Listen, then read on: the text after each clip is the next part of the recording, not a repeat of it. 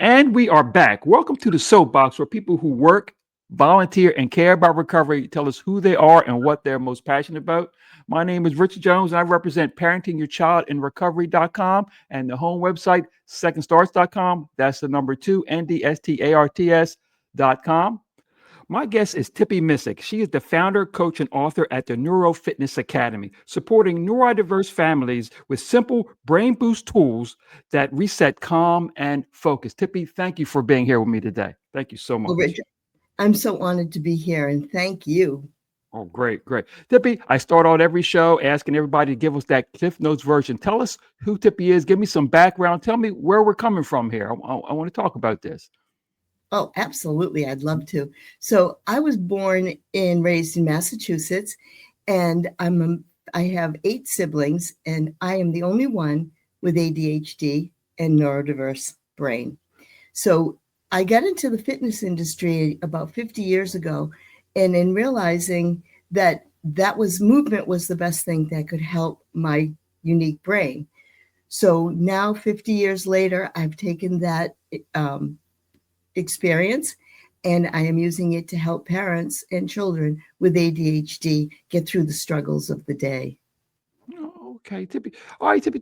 Tell me, what's your relationship with ADHD? How did you broach this I mindset? actually have, yeah, I have ADHD. And back when I was younger, it was nobody ever was diagnosed with it. They just thought you were excitable or Uh-huh. unique or in some cases trouble. And so because our brains are wired differently, it's not a behavioral issue. It's an issue of learning how to work with a brain that's wired differently than a supposed Okay. typical brain. Okay. And so, what led you to being a pioneer in this area? I mean, you know. I honestly, I love being a pioneer. I was a pioneer in the fitness industry 50 years ago, and now I've decided it's time to take it to the next level and pioneer a new movement. Oh, excellent, excellent. Okay, all right. We'll keep moving here. Okay, quick break. I just want to remind everybody and tell everybody, if you are a parent or a mentor or practitioner who loves or cares or works with a young adult at risk, in trouble, or in any current type of treatment, Parenting Your Child in Recovery offers a non-clinical modality that accelerates and multiplies results. So in the show notes, along with information about Tippy, you can, if you are a parent or a mentor or a practitioner, there are some things for you in the show notes. So I want you to check that out. But right now, Tippy, for you, this is the time when I put you up on the soapbox. I want to hear all about what you do and how you do it and the mindset behind it. So I'm gonna throw some things at you here. First of all, are our children broken, Tippy? I mean, what's going on here? No, no. And unfortunately, that's a mindset that parents get because they see their child being different behavioral wise Mhm. or hyperactive, and they think that they've done something wrong or they think that their child is broken. But the child is not broken, and that's something that's very important. And neither is the parent. As I said before, the issue is a neurological different brain. It's wired differently than the typical child or person. And so parental strategies that we use for have used in the past don't work for a child with an neurodiverse brain. Okay, all right, okay. Tippy, um, as parents, are we broken? Are we confused about how? I mean, no, we're confused, but what can be done? What kind of mindset can be installed here to help this out? Yeah, it's tough for parents because what happens is if they believe that their child is broken, they're going to assume that they're the reason that their child is broken. So it's important for parents to understand that neither child or parent is broken. They're Okay. doing the best they can with a uniquely wired brain. And one thing that they need to do is work together to reconnect with this child in a way that both feel comfortable and both feel calm and they both feel comforted. And also, a lot of parents will, the day will end and they'll be overwhelmed with guilt and they blame themselves for their child's behavior. And Mhm. so it's so important. And it's my mission to help parents understand that their child isn't broken and neither are they. They just need to learn new techniques and strategies to work with a uniquely wired child. Okay. All right. Okay. So Tippy, then tell me what makes your approach and your mindset toward this different? Give me some particulars here. How do you approach this? So the whole process I go through is non-medical, and a child does not have to be diagnosed with ADHD or Okay. any other clinical diagnosis. And my whole process revolves around movement, breathing, calming, and I throw in a little bit of arts and crafts because that's Okay. creativity.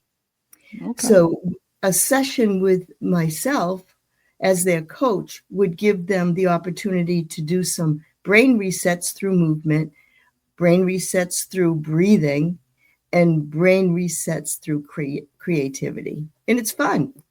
Okay. Where is this done? In purpose? In person? Virtually? How do you see people? What? Yeah. So what I do is I either do it over the phone, whichever is most convenient, or via Zoom, because a lot of people don't have Zoom unless they're using it for work.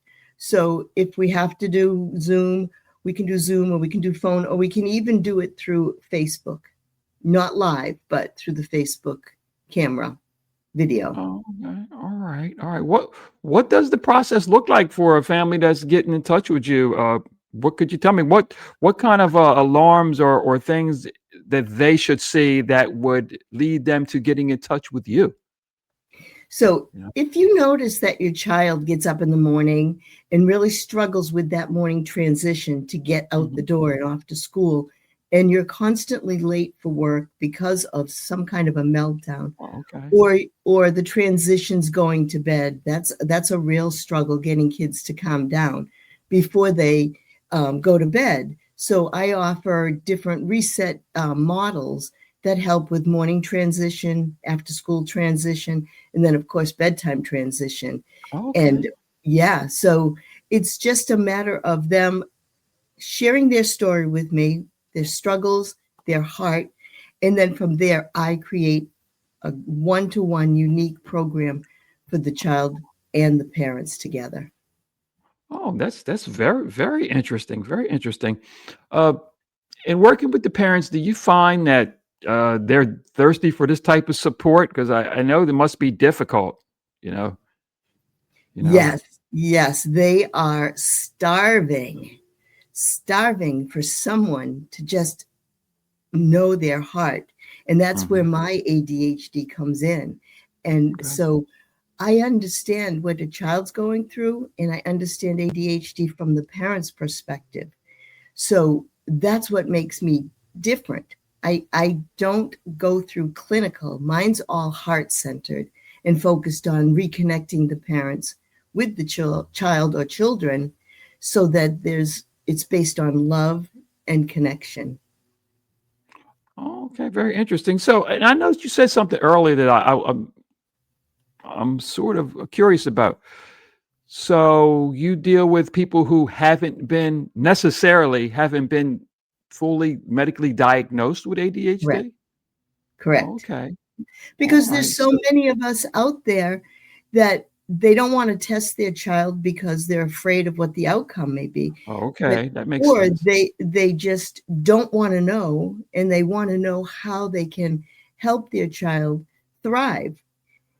So you don't have to be diagnosed if you see that your child has meltdowns or your child is constantly active and running all over the place. If you're struggling with bedtime routines, that is a sign that you need assistance in regulating the emotions. Oh, okay, very interesting. Uh, Debbie, I want to ask you, tell me a little bit more, and I'm curious, how did you specifically begin to understand your own ADHD? What period was that when you began to have a realization of what you were going through and maybe begin to come up with either a plan or search for something that could help yourself, you know? It's really funny that you asked that question because about 10 years ago, I ran into my 8th grade teacher, Okay. whom I haven't seen in forever. And I had the opportunity to ask him, and I said, was I a troublemaker in your class? Because I knew that I was always after school being punished. So I said, can you tell me, was there something wrong with me? Or was I a troublemaker? Or what? And he looked at me and he said, Tippy, you were a delight, but you were excitable. And Excitable. at that point, I realized, is that good or is that bad? But what he basically told me was that my brain was all over the place. And the last place I wanted to be was sitting in a chair in a Catholic school. So I would be Okay. trouble. Yeah. Right. So, how did you come to? You told me that you were an exercise Mhm. person first. Was this exercise movement in your with yourself? Was this maybe a subconscious level of self care? I mean, Well, I knew that I wasn't molded for college. So I okay. left college and I moved home. And I've always been very athletic. At this time, there were no fitness classes. There were gyms and things like the Right. YMCA. We're talking the 70s. And so my mom had been going to a gym up the street and she had found an exercise class that she loved. I did not want to go, but she dragged me and I went. Okay. And I will tell you, that was the day that I discovered my passion for movement. Okay. All right. Then that movement, I'm assuming, did that provide you some relief in your frustration with your ADHD? Did that help? Oh, absolutely. The combination of the movement, the music, the breathing, and the whole group setting was something I had never experienced before. And for me, it was magical. Okay. And again, that was 50 years ago, and I'm still teaching. Excellent, excellent. Okay. All right. Before we move on, just remind everybody if you are the parent, mentor, or a practitioner of a young adult who is in at risk, in current rehab, maybe even in crisis, and you're coming out of that, there's a non-clinical option that helps and accelerates the evidence-based the modalities that are being in place. Uh, We'll have some of that. That's parenting your child in recovery. And we'll have some of those things in the show notes, along with Tippy's contact information. You can see I have an email on the screen now. You take that down if you think that you are in this situation and you have a child that's troubling and you haven't moved towards any type of diagnosis, but at the same time, you know there's some issues. Because I'm finding when you say that, that's very important in this situation. I think that there are probably tons of people. I'm no expert on this, Mhm. but there's got to be tons of people who or wondering what's wrong with my kid. They don't want to really say anything wrong. And it really isn't so much wrong as that there's an angst or a difficulty in processing things and accepting things and doing things. Check this out. Look at some of Tippy's information. It's very important. Tippy, talk to me about some projects and things that you have in the works right now. I'm curious. What do you do? You offer workshops or anything? How do you handle people? Well, I'll tell you something. The Hmm? holidays are coming up, and the holidays are really crazy for Uh, children with neurodiverse brains. So yes. I decided, and this is like, I'm so excited about this project, Rich, Okay. and Okay. I'd love for you to join me if you can. Oh, So on okay. December 6th, through Facebook Live, Mhm. I will be doing a pajama party for parents and children for with uniquely wired brains.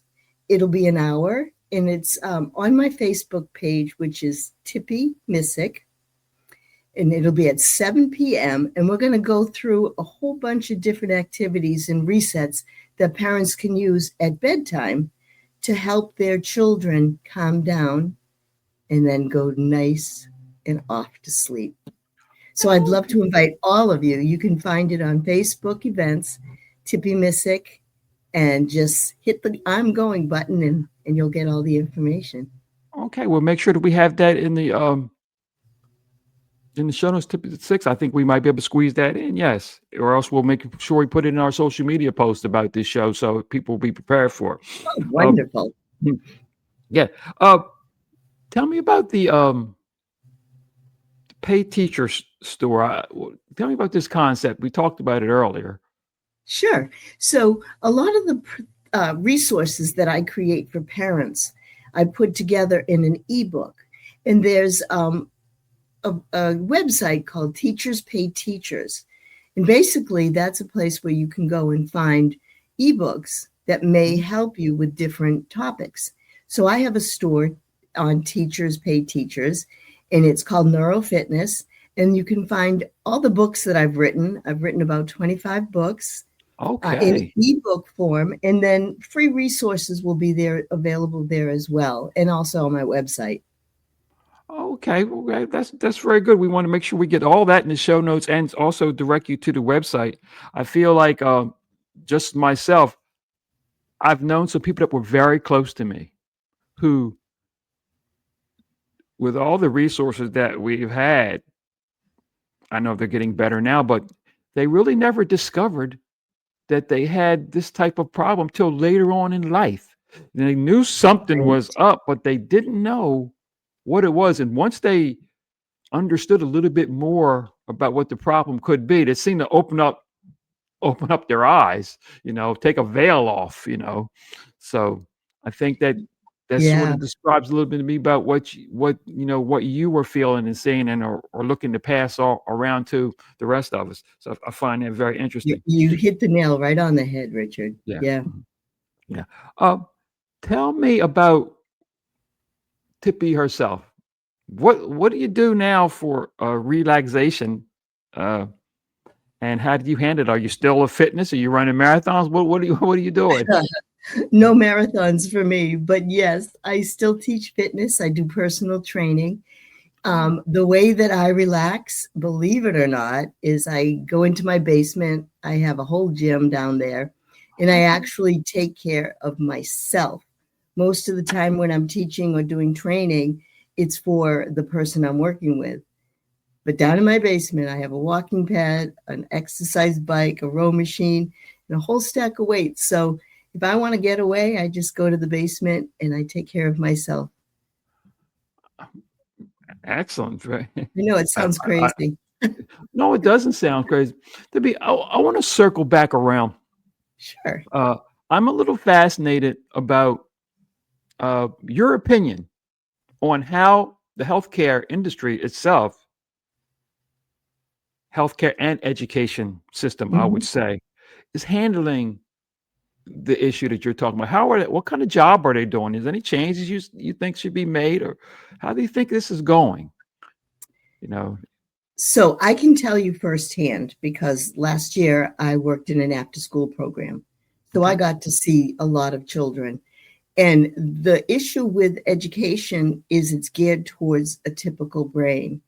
And right, so unless a teacher or a school understands what a neurodiverse brain is or what a child struggles with who has ADHD or emotional dysregulation, they treat that child as if they are typical. mm, So when a child has a meltdown in an after school program, they think of it as a behavior problem. But the right, reality is that child needs to be taken away with someone who understands his brain or her brain and just release that stress and tension through movement, even if it's something as simple as tapping. That 3 minutes, 30 seconds of that, and their whole demeanor changes. And they can snap on a dime. So if they're coloring, for example, and they make a mistake, they're perfectionists.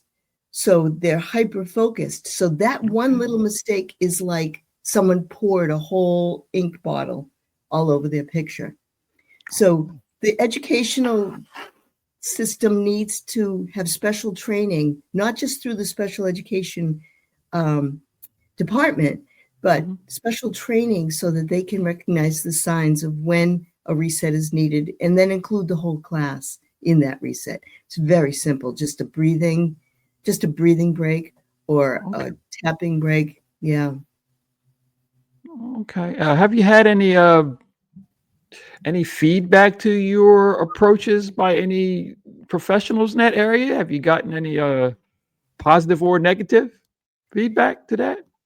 Yeah, both actually. And it's funny Okay. that you asked that Yeah. because the parents see the positive side because the child always goes and tells the parents what Miss Tippy did, you know. But Okay. as far as the other teachers, they feel like I'm giving too much love and not enough discipline when a child acts up like that. Okay. And I tried to explain to them that I understand their brain because I have that brain. And but if you don't have a neurodiverse brain, then you look at the child completely differently, and that has to stop. We have to understand that no two children are alike, no two adult is alike. Some have uniquely wired brains and some don't. But it's important that we are open to learning more about ADHD, the signs and the symptoms. Most definitely. Most definitely. Most definitely. Tippy, um, this is enlightening, and I want to thank you. Um, and this is December 6th for the pajama party. I'm going It to do is my best to make it. I'll check your 7 website out. o'clock. Yes, I'll I'm send you going an to. invite. You do that. I'm going to put out some things before that. I'm not sitting here right now. This show will be out before December 6th or at December 6th, around there. So I will put some social media stuff out before that, just in case the show's not going to be there. I want people to still be able to understand and know what's going Yes, on. It sounds like really something that I would like to see, and hear, because in I'd my love to. opinion, in my opinion, the symptoms and the things that ADHD causes are Mhm, at the nest of a lot of our problems. Especially, I'm dealing with the young adults. It's a lot of that is caused by the frustration mhm. of not being able to process and reason, in a either a timely manner or an appropriate manner, and that definitely could be the cause of it. And no one ever knows what's going on. It just comes out in frustration. It's like, Yes, and next thing you know, you've got bad behavioral problems. You got terrible things happening, and then you wonder what was the genesis of all this. And it was basically uh, a misunderstanding. I might want to call it. exactly. Yes, you're absolutely right. So I want to thank you for bringing that to our attention. Um, it was great having you. I'm glad you gave me the time. I appreciate it Thank you. so I'd love to much. do it again, Rich. Let's do it Oh, you again. know what? Okay. All right. We will. That sounds good to me. I appreciate that.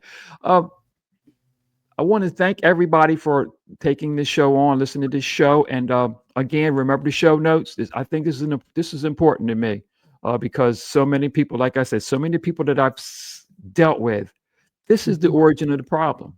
mhm. Undiagnosed by our professionals and undiagnosed by just what we see, because we don't understand that it's something that can be looked at and seen, not necessarily by necessarily medical professionals, but parents can learn and go to a place like Tippy and understand how they can look and see these signs and get some information and some tactics on what to do about it themselves. So again, thank you so much for coming on. um, for myself and Tippy, I just want to remind everybody and say to everybody, remember to get out there and help somebody get better, help somebody stay better, and most importantly, let's help somebody be better. Thank you.